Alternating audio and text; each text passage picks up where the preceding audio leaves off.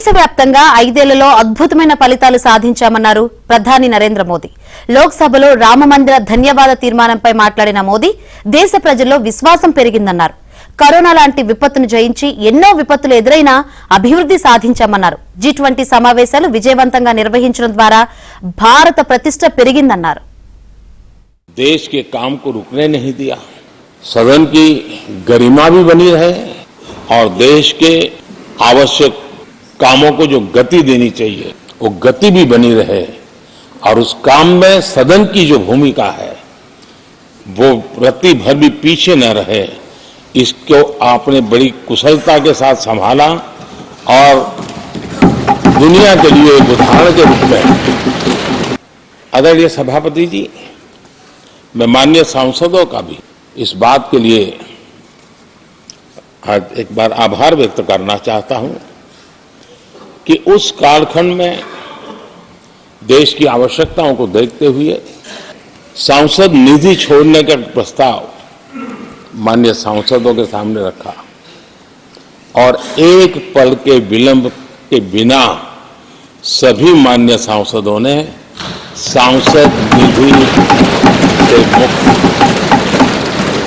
कई लोकसभा के चाहे 17वीं हो, 16वीं हो, 15वीं हो, संसद का नया भवन होना चाहिए, इसकी चर्चा सबने की, सामूहिक रूप से की, एक स्वर से की, लेकिन निर्णय नहीं होता था।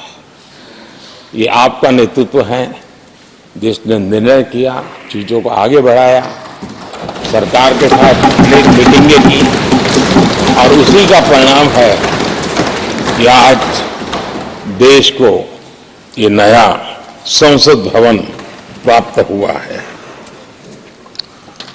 आदरणीय सभापति जी, एक संसद के नए भवन में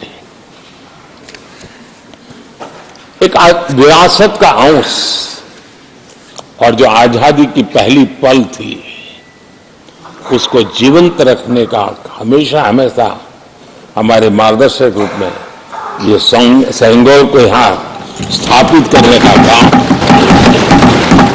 और अब प्रतिवर्ष उसको सेरेमोनियल इवेंट के रूप में उसको हिस्सा बनाने का एक बहुत बड़ा काम आपके नेतृत्व में हुआ है। G20 की तरह P20 का जो सम्मेलन हुआ और विश्व के अनेक देशों के स्पीकर्स यहाँ आए और मदर ऑफ डेमोक्रेसी भारत किस महान परंपरा को लेकर के, किस डेमोक्रेटिक वैल्यूज को लेकर के सदियों से हम आगे बढ़े हैं। व्यवस्थाएं बदली होगी लेकिन डेमोक्रेटिक मन भारत का हमेशा बना रहा है।